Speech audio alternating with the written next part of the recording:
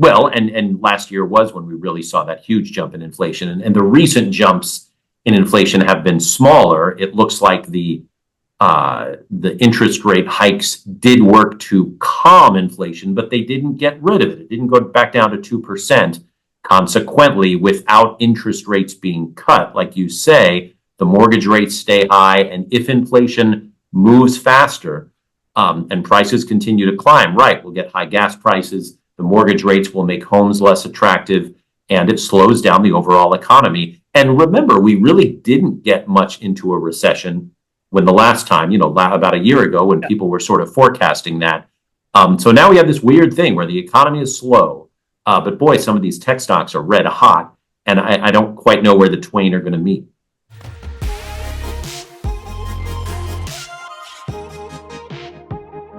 Hey, Scott, how are you? I am well, tracking all these earnings. What a big day. Let's talk. Yeah, a lot going on. I want to talk about a tale of two companies. We'll call that our theme this week. Fair enough. First of all, Google, Alphabet Google. It beat its Wall Street targets. Earnings came in at $189 per share, predicted at $151, and gross revenues rose 15% to $80.54 billion. Estimate was $78.7. So they killed it, and they got seriously rewarded. Oh, they also announced a quarterly dividend of 20 cents. I remember when tech companies didn't give dividends. That's what you got from General Electrics. When you were 80 years old and you had your portfolio, you lived off of dividends. So it's kind of interesting to see that. But boy, their stock went through the roof. They're having a great time over there. Yeah, I mean, they really gave investors everything they wanted to hear. A good quarter, a dividend, and a stock buyback. All of those things are reason for not only to say the last 3 months were good, but for the company to say we're optimistic about the future. And, and even some of the recent earning reports, the numbers were good, but the forecast wasn't great. And Wall Street beat up these high-flying tech stocks. But for Google, it just goes higher. This is going to lead to another $2 trillion valuation, and it's optimism going forward, and good for them. I've always thought that tech companies at this point, when they're that mature, should pay a dividend. Why not reward the investor for sticking with them? Yeah, and I got a personal interest. John Hennessy, I think, is the, Mr. Silicon Valley. I think I admire him more than anybody else that's still alive from the old days. And with a firm hand. I mean, he's done a great job as chairman. So anyway, the other company, the flip side of all this, Meta, they lost billions of dollars. I mean, their stock collapsed 2 days ago. Everybody, they're selling shares on Wednesday and Thursday. Stock dropped 13%. The results late Wednesday and continued, I think, down 10.5% on Thursday. And it's interesting because, they didn't do that bad in terms of revenues and profits and all that. It seems to be, well, they lost $150 billion on those 2 days. And they had good reports, but apparently investors got real concerned about their prediction of capital expenditures on AI. I mean, why would that kill your stock? What was it? Several hundred points. Why? Why capital investment on AI? You would think the market would reward companies that are going all the way in on artificial intelligence because that's the future. But all of a sudden, Meta's getting punished for doing the same thing. It's kind of getting punished for being more honest, I think, and more transparent than the other companies. AI doesn't come cheap. Those NVIDIA chipsets are expensive. And all Mark Zuckerberg really did was admit that the revenue forecast is a little weaker than expected. And for a company with that kind of evaluation, that's, investors don't want to hear that. But also to admit they were just shy of the predictions. I mean, they didn't miss it, by a mile like Tesla. They hit it, pretty much. Right, but they said they were going to to spend a lot both on AI and to continue to spend in the metaverse. And that took away some of the goodwill with investors that they had with that whole year of efficiency. And remember, Meta stock has been on a roll. And, they lost close to $150 billion in one day. That's the entire market value of Uber, all wiped away in a day. But I think long term, they're still setting themselves up to be a major player in AI.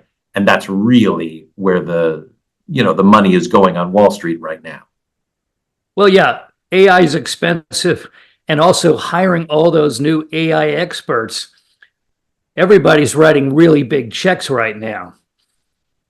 So was it the A word or was it the M word that killed it? I mean, I think more the Zuckerberg noticed that every time he says metaverse, adverse things happened at Facebook. Right. I think it is the M word. I think people thought the year of efficiency meant we're going to focus on what brings in money, a la Instagram and WhatsApp and Facebook. And we're not going to worry about that metaverse, which is just a big money pit. And then this year we're going to focus on AI because that's bringing in at least stock market money. And again, they continue to lose so much with that metaverse. And I just don't know that investors see a future there, because remember, this was supposed to be the hot thing, and then it turned out to be a big money loser. And then on top of that, it was overwhelmed by the new hot thing, which is AI. Meta has done a good job about getting into that, but he just can't seem to quit this metaverse. Yeah, and it's $10 billion a year. And how many years have you been working on it now? I mean, a bunch. 5, Yeah. 6, $60 billion, on a wild goose chase. Yeah, I would think the market's going, come on, man, you got lean and mean last year. Don't go goofy this year. Right. I think to the old Mark Zuckerberg. Right. Investors want to see companies dance with who brought them. And remember, when the focus at Tesla went away from automobiles for a while, their stock went down. During the earning report, Elon Musk was like, hey, we're going to go back to building cars and selling cars, and the stock shot up higher. And I think with Meta, that's what investors are worried about. And yet, look, Zuckerberg changed the entire name of the company to focus on this thing. And so that's going to be tough for his investors and inner management team to try to pry his hands off of. But at some point, he has to either cut it out or show that can someday bring in a lot of money, because that's what the rest of Meta does, bring in a lot of money. And that's what investors love to see. Yeah, it's almost monarchical. I mean, he drove away Sheryl Sandberg, the one person that could say, this isn't working, give it up, Mark.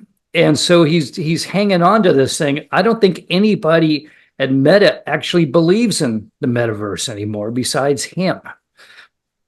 I don't know. He did staff up in that area. So there are people building and creating. But remember the initial response. There are people being paid to say, yeah, boss, this is great. But does anybody really believe it? I don't know. And that's a fair question. They're selling some of those headsets, but I think largely to gamers. And it's one thing to have a successful gaming platform, but to say we want everybody to just sort of hang out and interact in this metaverse, and nobody seems to want to do it. At some point, $10 billion starts to feel like a lot of money down the drain. And again, he's got to prove that this can be a money maker. Look at Instagram. Remember when people raised their eyebrows because they paid $1 billion for Instagram? One of the great all-time purchases in tech history, alongside YouTube. I think, YouTube, which was bought for something like $1.6 billion, pulled in something like $8 billion in this latest earning report. These things are making huge money for these companies, and the metaverse has just not done anywhere near that yet. So, time to shoot it in the head. Microsoft. Let's talk about Microsoft. Microsoft had a good week too. Earnings per share $2.94 versus $2.82 predicted. Revenues $61.86 versus $60.80 billion predicted, and total revenue grew 17% year over year. That's good news. And their cloud segment it's just killing, including Azure and Windows Server and GitHub and all that. Produced $27 billion, worth of revenues. That's up 21%. That's a good year. That's a good quarter. This is an incredible company, Mike. I mean, it's a growth stock and it's about to turn 50 years old. Yeah, 50 years old. I mean, they're leading the way in AI. Give credit to Satya Nadella for turning the ship around and then turning it into a jet fighter plane. I mean, it's amazing what he's done over there with their purchases and how ahead of the game they've been with AI. And they're being rewarded. They're the most valuable company in the world by quite a bit now. Yeah, it's the old belief that companies had to grow old.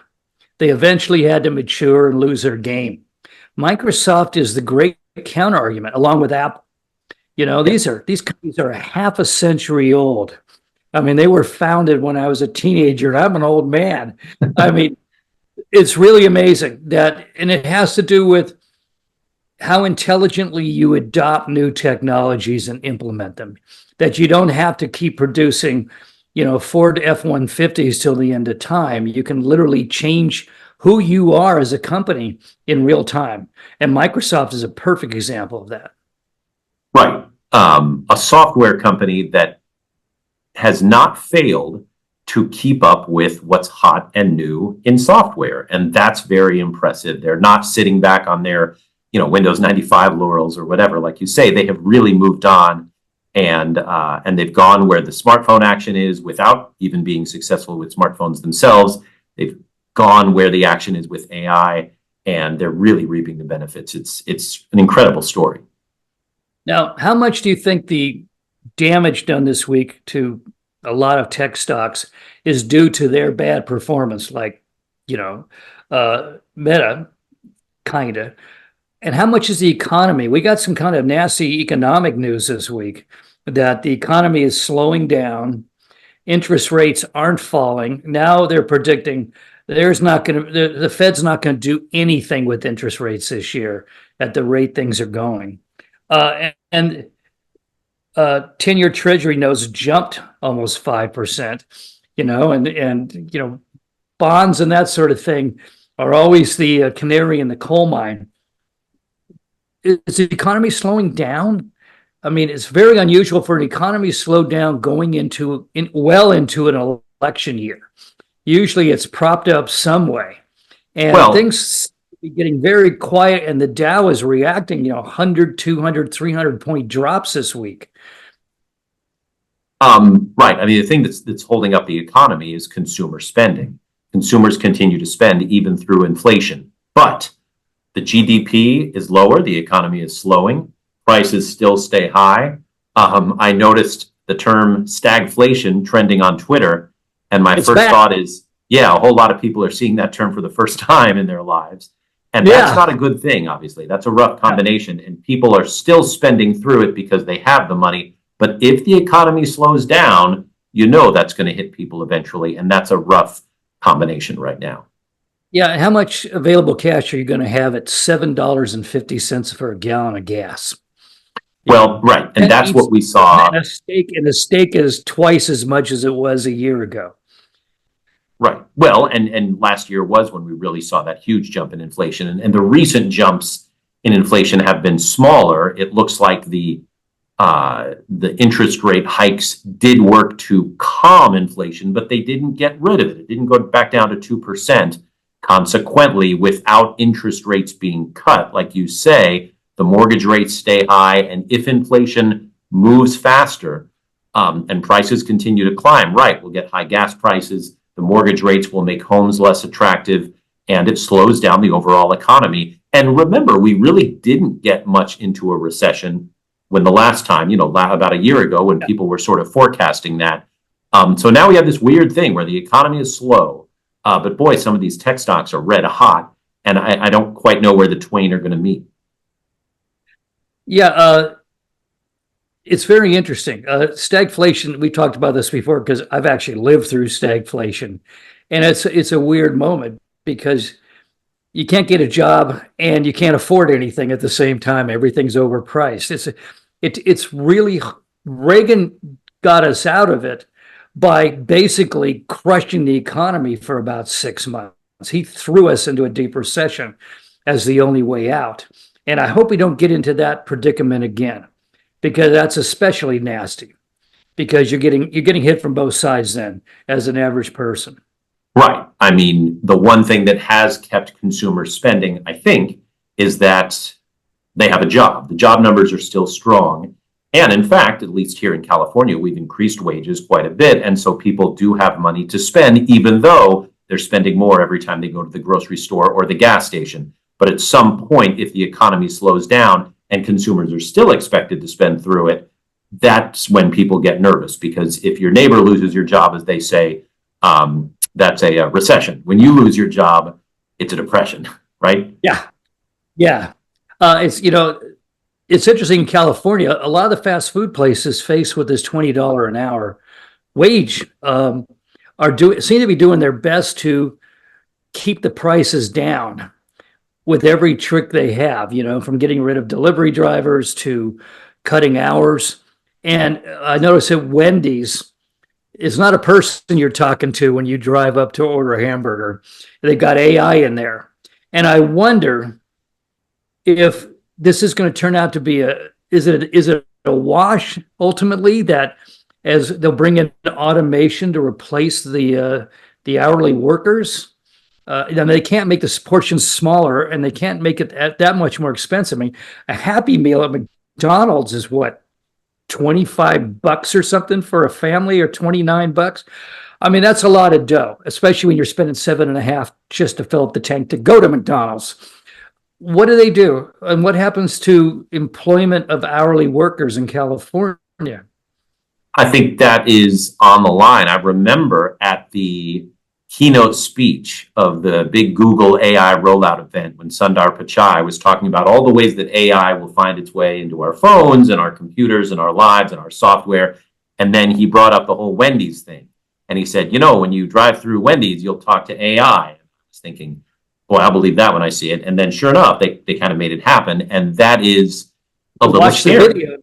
Yeah. Right. Well, for many of us who earned our living as teenagers, working in fast food, stocking groceries, doing those things, I worry. Yeah. Are those jobs going to go away? And what will young people do to sort of get not only the money that employment gets, but the work ethic? That was really important to me, to be able to have somewhere to show up and need to be on time and need to get these jobs done.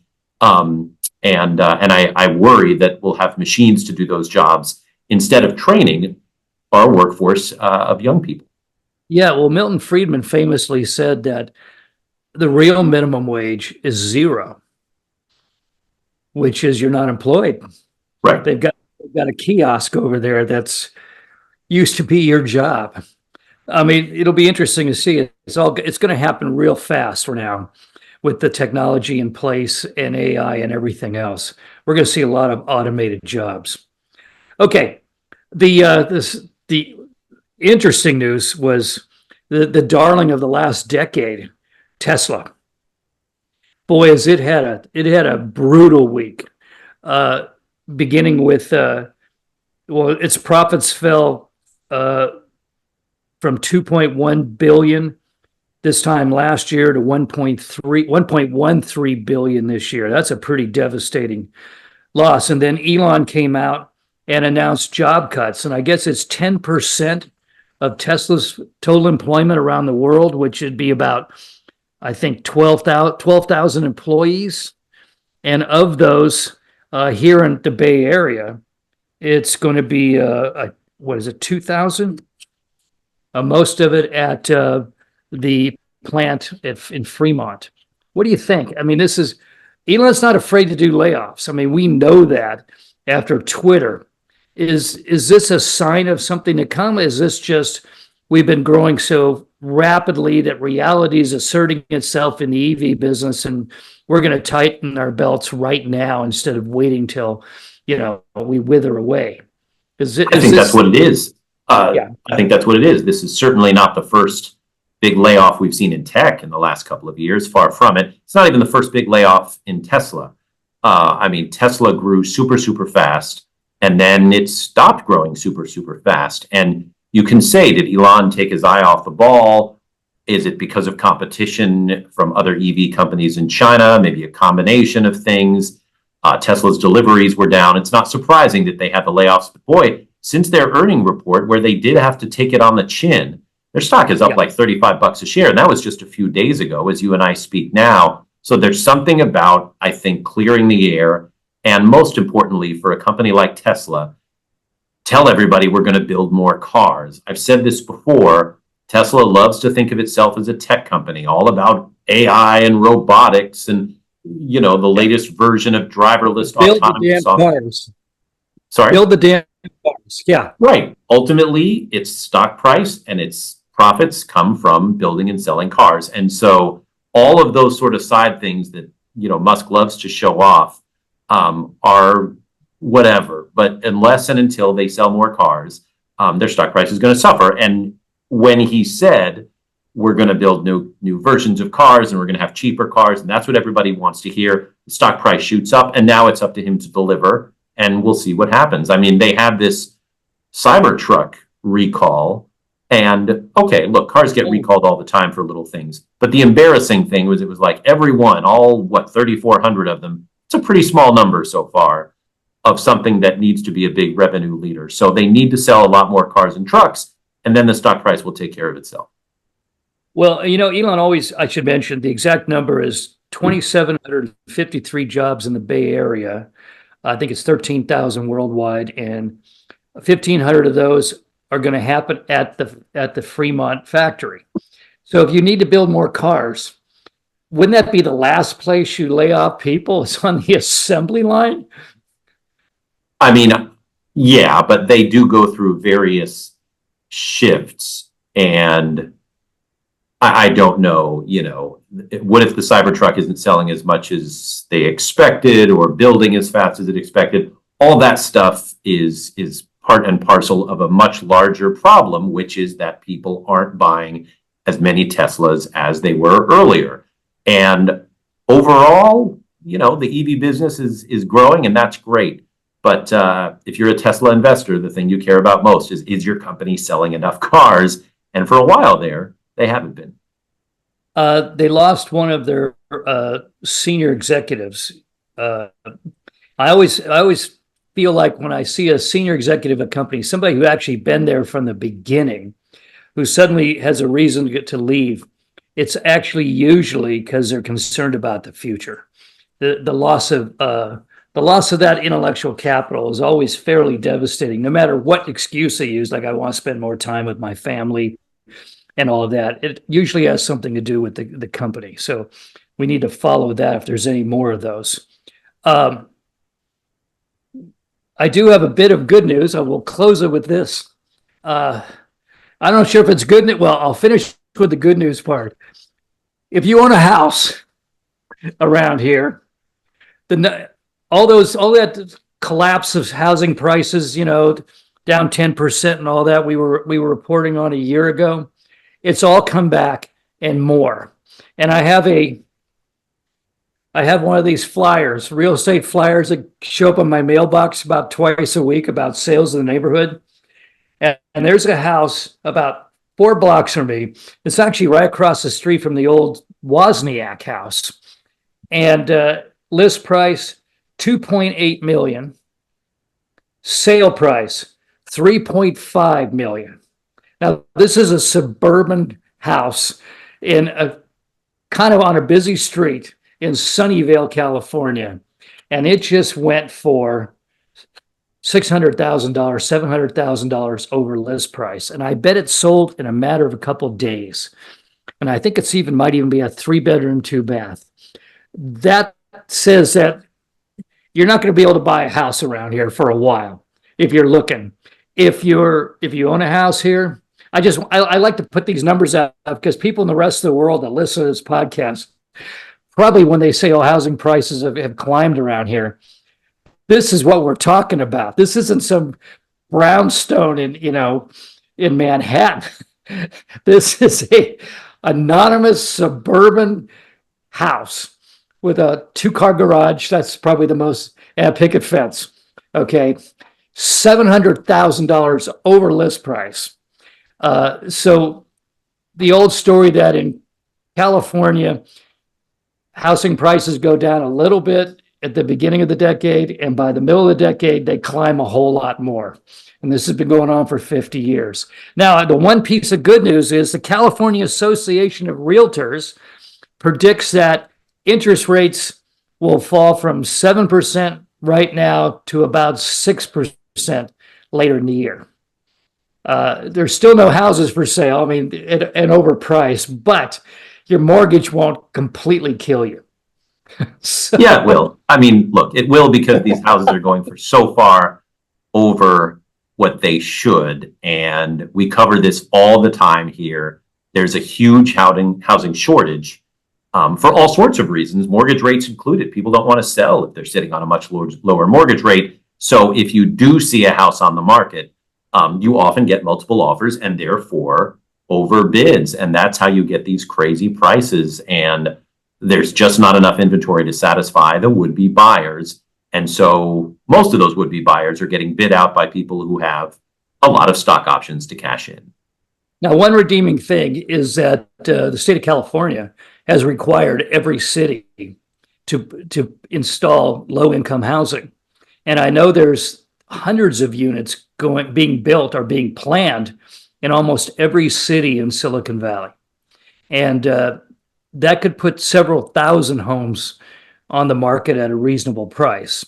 But that's 2 or 3 years down the road, I suspect. So until I suspect then, as well. Yeah. okay, that's it. On that ridiculously expensive note. Good. Are you on air tonight? I already wrapping things up, and absolutely. So back tomorrow again. Okay, well, you can, Scott's sitting in a conference room at NBC Bay Area. You can see him almost every night covering Silicon Valley and tech. He's the number one, as far as I know, he's the number one daily tech TV reporter in the world. You can also find him on X and on, where else are you? Facebook. Sure. Sure. Where he has hundreds of thousands of viewers and followers. And you can find me sitting in my library most days working on books and on the BBC World Radio show Business Matters. Everybody have a great weekend, and we'll see you next week. And as you can tell, I'm not in my kids' room in Oregon. I'm back home in Sunnyvale in my library. So see you soon. Bye-bye.